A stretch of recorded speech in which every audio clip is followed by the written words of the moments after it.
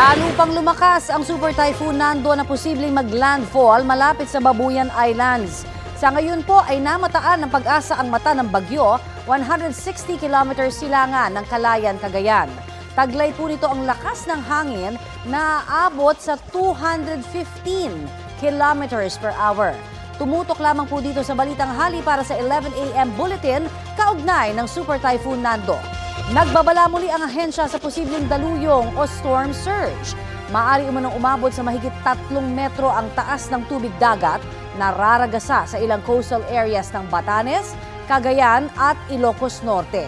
2.1 hanggang 3 metro naman ang inaasahang taas sa ilan pang coastal areas ng Cagayan, Ilocos Norte at Ilocos Sur. Daluyong na may taas na 1 hanggang 2 metro ang posibleng tumama sa ilan pang coastal areas ng Ilocos Sur.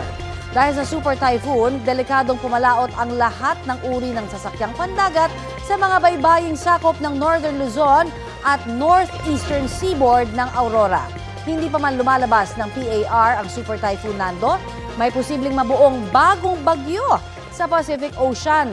Namataan po ang pag-asa o ng pag-asa ang low pressure area 1,345 kilometers silangan ng northeastern Mindanao. May medium chance po itong maging bagyo sa loob ng 24 oras, sabi ng pag-asa.